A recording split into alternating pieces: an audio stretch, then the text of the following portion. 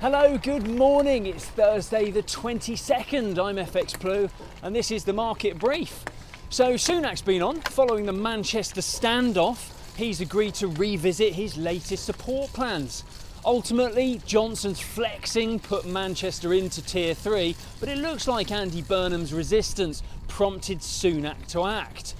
He will meet with employer groups and trade unions this morning about an all-new support package. Hope is that we'll see a national policy that is rolled out this time, and hope is also that it's going to be clear and easy to understand. But don't hold your breath on that one. Brexit teams, they'll go back to the negotiating table apparently. Barnier and Frost had a call yesterday to agree the protocols for the next round of talks, and apparently they agreed on a degree of flexibility from both sides. We'll have to see how that one plays out. Net though, brighter news all round for the UK, and sterling reacted well in the market.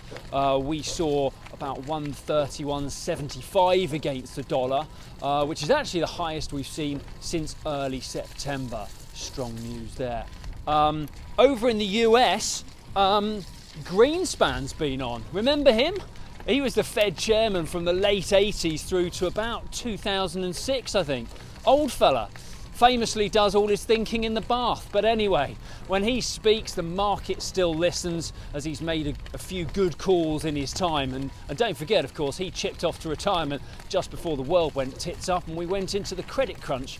Anyway, he was on Bloomberg and he was expressing his concern over the fall in US productivity, as he fears this will cause economic slowdown.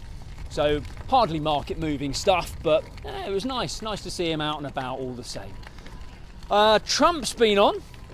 Well, I mean, more accurately, Trump's walked off.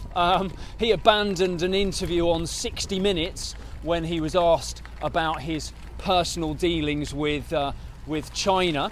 The hypocrisy being, of course, criticising big business for ties with Beijing while having deep personal relationships with the country. That wasn't lost on the interviewer, and he didn't seem to have the answers needed. Do you think this will add a little fuel to the presidential debate tonight? I'm not so sure Biden should enter a mudslinging contest. It's not like he's clean as a whistle. It's politics after all. We'll see tonight. In the Eurozone, Euro strength continues to give the ECB a bit of a headache. The sweet spot for the economy seems to be very low inflation, but meanwhile deflation is very bad. So it's like they're throwing darts at a board, but only the bullseye counts. Tough gig. So when they've had deflation for a few months and they don't seem to know how to deal with it, they've got their work cut out. Euro dollar touched 118.80 yesterday, not quite the 119 I dangled, but a fair crack all the same. So I'll pose the same question.